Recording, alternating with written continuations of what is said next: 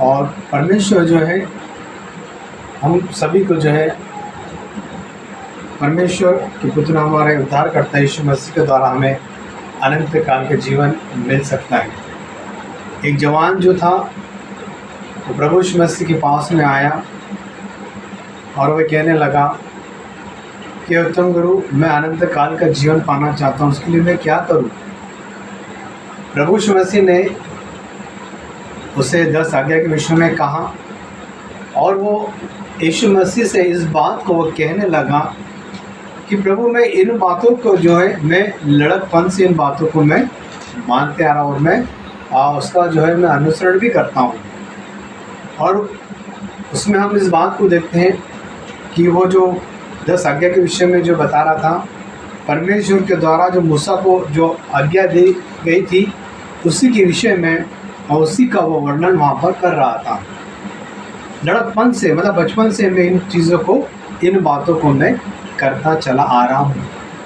प्रभु यीशु मसीह ने जब उसकी ओर देखा और वो एक धनवान था और संपन्न व्यक्ति था, प्रभु यीशु मसीह ने कहा कि अगर तुझे अनंत काल का जीवन चाहिए तो एक काम कर, तेरे पास जो भी धन संपत्ति है जाकर कंगालों में बांट दे और मेरे पीछे हो ले।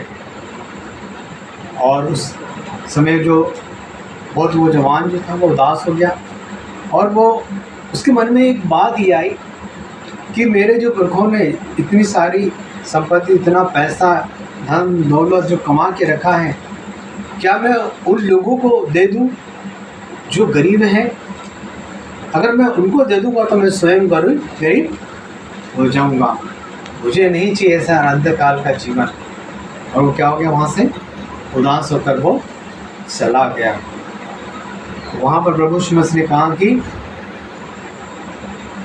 ने कहा कि उस समय जो है धनवानों का जो है परमेश्वर के राज्य में प्रवेश करना बहुत ही कठिन है।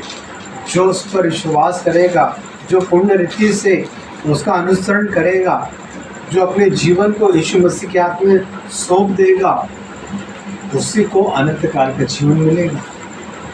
जीवन जो है वो 2 प्रकार के होते हैं। पहला जो होता है शारीरिक जीवन, जो हम इस संसार में रहकर हम अपने जीवन को व्यतीत करते हैं, और दूसरा होता है आत्मिक जीवन। आत्मिक जीवन ये होता है कि हम आत्मिक जीवन में हम हमेशा जो है परमेश्वर के साथ संगति करते हैं और अपना टाइम स्पेंड जो समय जो होते हैं हम परमेश्वर को देते रहते हैं। हम प्रार्थना करते रहते हैं, हम वचनों को पढ़ते रहते हैं, उसकी सेवकाई को करते रहते हैं और अच्छे अच्छे कामों को और जो परमेश्वर ने हमें दी उन सारी बातों को हम करते हैं। आत्मिक व्यक्ति जो है वो उसका जो ध्यान जो होता है परमेश्वर की आध्यात्मिक और आत्मिक बातों पर ही, और उसका ध्यान जो परमेश्वर की ओर रहता है। वचन भी हमें यही सिखाता है। उस समय वो जो था व्यक्ति जवान जो है अनंत काल का जीवन पाना चाहता था, लेकिन ये हुआ कि उस समय वो जो है उसने पैसे से मोह रखा, पैसे से प्रेम किया, धन संपत्ति से प्रेम किया और उसने अनंत काल को खो दिया, अर्थात यीशु मसीह को उसने खो दिया। परमेश्वर का वचन कहता है यूहन्ना की पहली पत्री और उसका 5 अध्याय के 12 वचन में लिखा है कि जिसके पास जो है पुत्र है उसी के पास जीवन भी है, और जिसके पास परमेश्वर का पुत्र नहीं उसके पास में जीवन भी नहीं है। अनंत काल का जो जीवन जो हमको यीशु मसीह के द्वारा मिलेगा।